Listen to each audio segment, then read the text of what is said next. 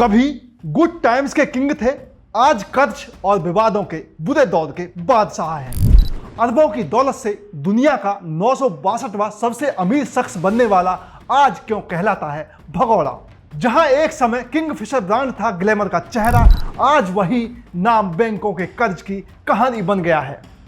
एक ऐसा उद्योगपति जिसने आसमान में उड़ने का सपना बेचा और खुद देश छोड़कर उड़ गया। बॉलीवुड, खेल और कॉर्पोरेट जगत में उसकी तूती बोलती थी। पिता के थप्पड़ से जिस कहानी की शुरुआत हुई वो देखते ही देखते बर्बादी के मंजर में बदल गया। उसके चारों ओर हसीनाओं का मेला लगता था। बॉलीवुड की दिग्गज हीरोइनों ने उसके साथ फोटो शूट कराने के लिए लाइन लगाकर खड़ी रहती थी। कभी उसके ग्लैमर कैलेंडर्स के लिए लोग साल साल भर इंतजार किया करते थे। फिलाई द गुड टाइम्स और the taste of real India जैसे टैग लाइन्स के साथ कारोबार के चरम पर पहुंचे विजय माल्या की कहानी किसी फिल्म की स्क्रिप्ट से कम नहीं है। विजय माल्या की शुरुआत जितनी शानदार रही, बर्बादी की कहानी भी उतनी ही फिल्मी है। नमस्ते, मेरा नाम है अमित सोलंकी। आज हम विजय माल्या के बारे में सारी कहानी बताएंगे। उसकी अनसुनी दास्तान, कैसे कर्ज लिया, कैसे स्टार्टिंग हुई और कैसे वो एक बिजनेसमैन से भगौड़ा बन गया। विजय माल्या का जन्म 18 दिसंबर 1955 को कोलकाता में हुआ था। विजय माल्या की पढ़ाई लिखाई लॉ, मॉनिटरियर कोलकाता और सेंट जेवियर कॉलेज कोलकाता में हुई। वहां से कॉमर्स की डिग्री ली। विजय माल्या के पिता विट्ठल माल्या कर्नाटक के जाने माने बिजनेसमैन थे। शुरुआत में विजय माल्या बिजनेस में रुचि नहीं रखते थे। पढ़ाई लिखाई में उनका मन नहीं लगता था। जिस उम्र में बच्चे गिल्ली डंडों से खेलते हैं, उस उम्र में विजय माल्या बैटरी की कार चलाया करते थे।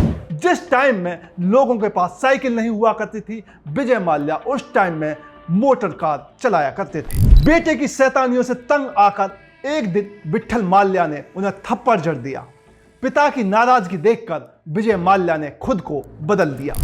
एक इंटरव्यू के दौरान विजय माल्या ने कहा कि पिताजी के उस थप्पड़ ने मेरी जिंदगी बदल दी। उसके बाद से उन्होंने कारोबार में दिलचस्पी लेना शुरू कर दिया। विजय माल्या ने 1978 में यूनाइटेड वारीज के अम्ब्रेला में किंगफिशर प्रीमियम नाम से बियर सेल की शुरुआत की। 1983 में जब माल्या 28 साल के थे, तब उनके पिता की मौत हो गई। शराब का कारोबार पिता से विरासत में मिला था। अब कारोबार को संभालने की जिम्मेदारी विजय माल्या पर आ गई। वो यूनाइटेड बेवरेज ग्रुप के अध्यक्ष बन गए। जब विजय ने बहुत कम उम्र में उनका कारोबार संभाला तो उन्होंने इसे इतनी ऊंचाई पर पहुंचा दिया कि वो भारतीय उद्योग जगत में मिसाल बन गए। तब से अब तक यह ग्रुप 60 से अधिक कंपनियों के साथ एक MNC बहुराष्ट्रीय संगठन के रूप में उभरा। 15 वर्षों में इसका वार्षिक कारोबार 15% से 64% तक बढ़ गया और 1998, 1999 में $11 बिलियन और अगर भारतीय मुद्रा में बात करें तो लगभग 60,000 करोड़ रुपए हो गया। इन्होंने कई सारी कंपनियों को UB ग्रुप नाम के एक ग्रुप के भीतर जोड़ दिया और कुछ घाटे वाली कंपनियों को बंद कर दिया। विजय माल्या कई वर्षों में कई सारी कंपनियों को खरीदा, जिसमें 1988 में क्रम्पटन, बेस्ट, बर्जर पेंट, 1990 में मैंगलोर केमिकल्स एंड फर्टिलाइजर्स आदि शामिल हैं। उनकी सक्सेस स्टोरीज मीडिया में अक्सर आती थी। इसी के साथ सुर्खियां होती थी उनकी शान शौकत से भरी लग्जरी लाइफ, जिसमें किसी भी चीज की कमी नहीं थी।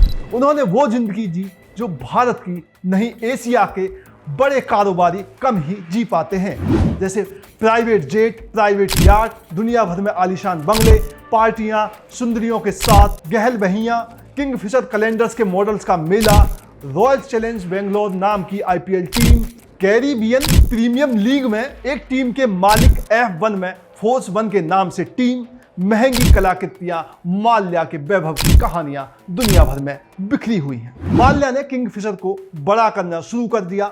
टीवी अखबारों में किंगफिशर बियर के विज्ञापन आने लगे। जिस समय शराब के विज्ञापन देना इंडिया में प्रतिबंध है, लेकिन विजय माल्या ने वहां तरीका बदला, इसको सॉफ्ट ड्रिंक के तौर पर लॉन्च किया और डिफरेंट तरीके से एडवर्टाइजिंग शुरू की। उन्होंने शराब के कारोबार को कॉर्पोरेट का रूप दिया।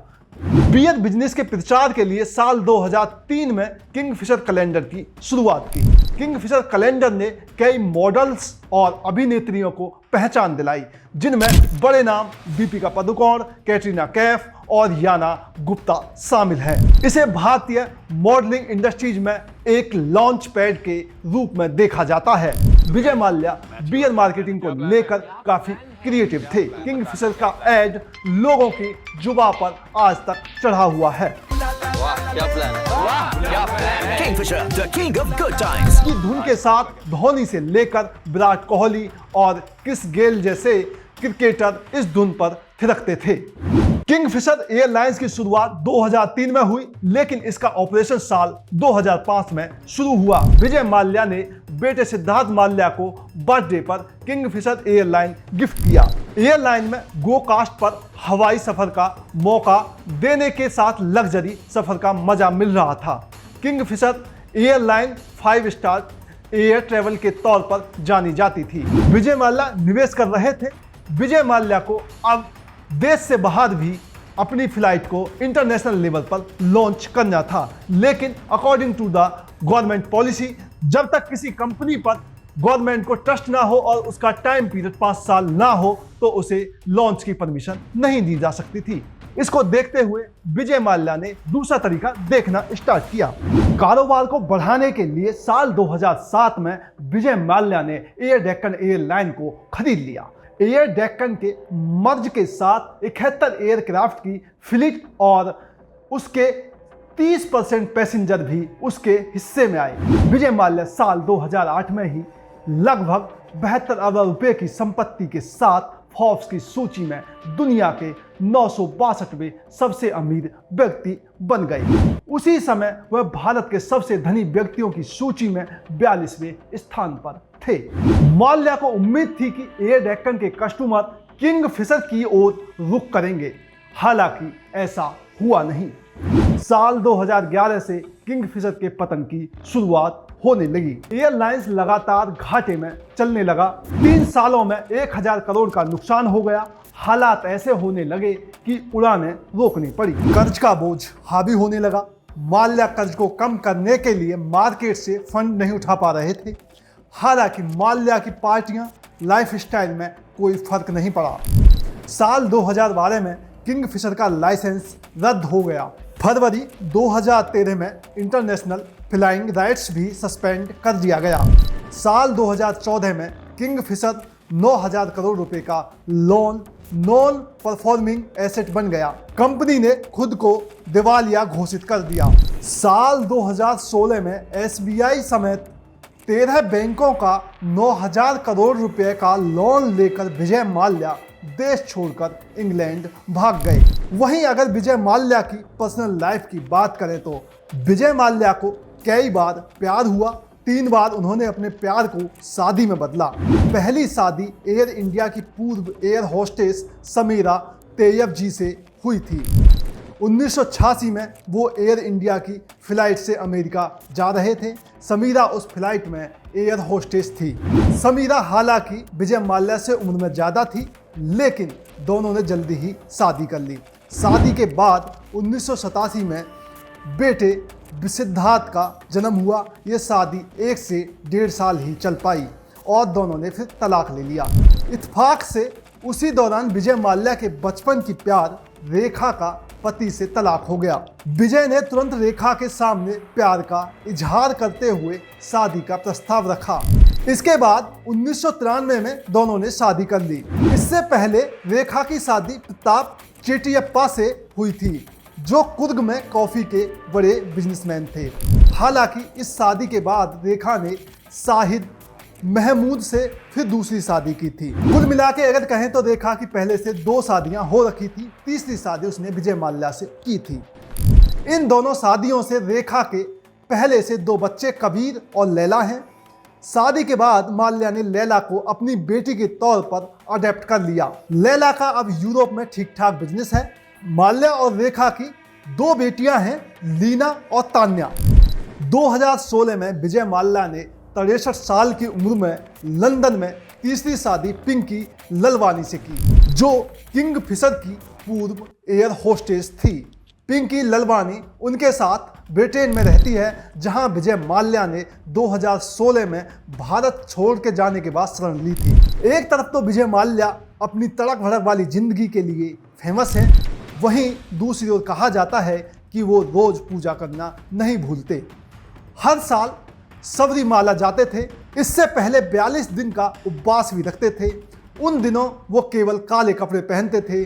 वो लगातार तिरुपति में भगवान वेंकटेश्वर बालाजी के दर्शन के लिए जाते रहे हैं। इसके अलावा वो आर्ट ऑफ लिविंग फाउंडेशन के श्री श्री रविशंकर के पक्के अनुयायी हैं। माल्या राजनीति में सन 2000 में आए और सुवर्ण स्वामी को जनता पार्टी मूल जनता दल का एक अलग गुट था के अध्यक्ष के पद से हटाकर खुद अध्यक्ष बन गए। उनकी पार्टी ने कर्नाटक में विधानसभा चुनाव में करीब 224 सीटों पर चुनाव लड़ा। उन्होंने मीडिया के माध्यम से सख्ती से अभियान चलाया, चुनाव प्रचार किया, लेकिन उनकी पार्टी प्रभाव बनाने में विफल रही और एक भी सीट पर जीत हासिल नहीं कर सकी। पार्टी के चुनावों में विफलता के बाद इसे बड़े पैमाने पर मीडिया द्वारा नज़रअंदाज कर दिया गया। विजय माल्या 2 बार राज्यसभा में भी सदस्य रह चुके हैं। पहली बार वो वर्ष 2002 में राज्यसभा सदस्य बने और दूसरी बार वर्ष 2010 में, लेकिन उसके बाद उन्होंने राज्यसभा की सदस्यता से इस्तीफा दे दिया। जिस समय वो लंदन के लिए भागे तब भी वो राज्यसभा सदस्य ही थे। उसके बाद से उसके प्रत्यारोपण को लेकर मामला चल रहा है।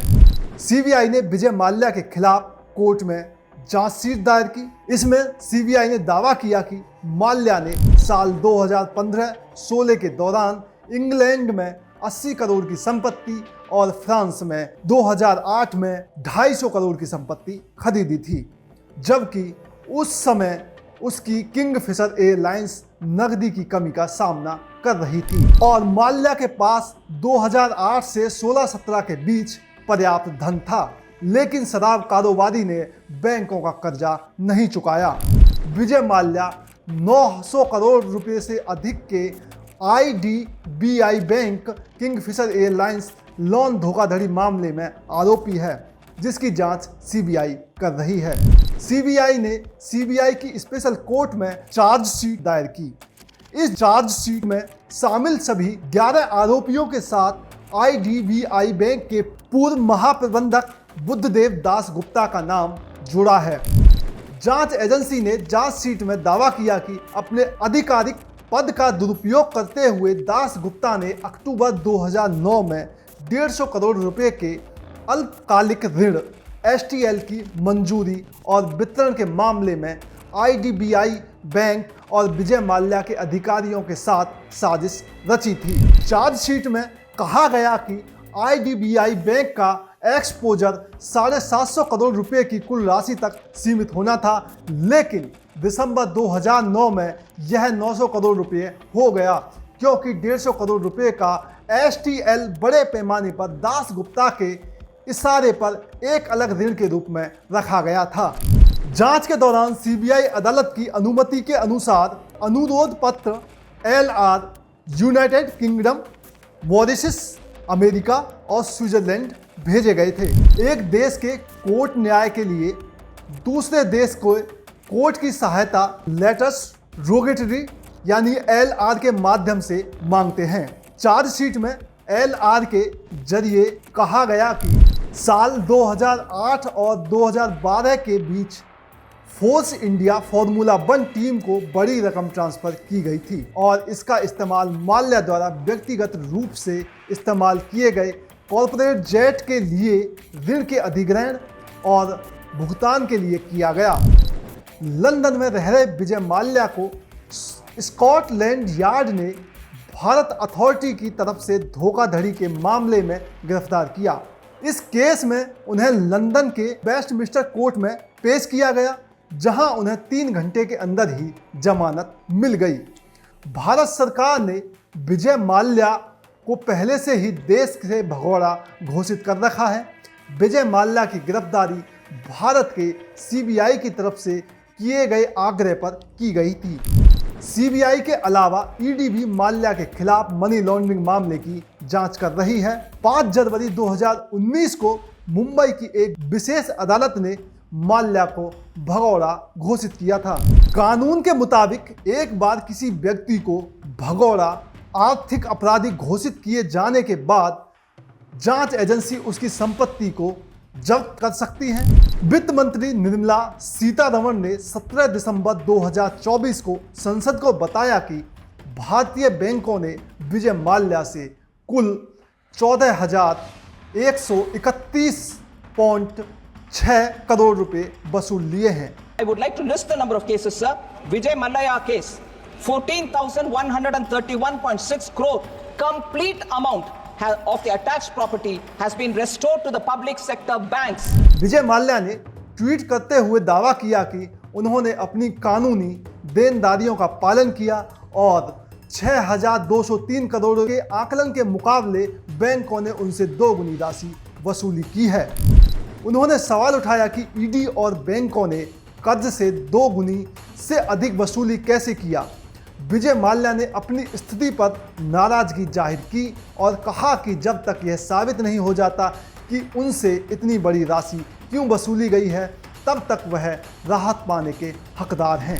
विजय माल्या की कहानी हमें ये याद दिलाती है कि सफलता और ग्लैमर के पीछे जिम्मेदारियां भी होती हैं। वो कभी एक प्रेरणा थे, लेकिन आज एक उदाहरण बन गए हैं कि किस तरह गलत फैसले और कर्ज अपनी पहचान को मिटा सकते हैं। तो दोस्तों, आपकी इस कहानी पर क्या राय है, हमें कमेंट्स बॉक्स में ज़रूर बताएं। अगर आपको ये वीडियो पसंद आया हो तो लाइक और शेयर करना ना भूलें और हमारे चैनल को सब्सक्राइब करें।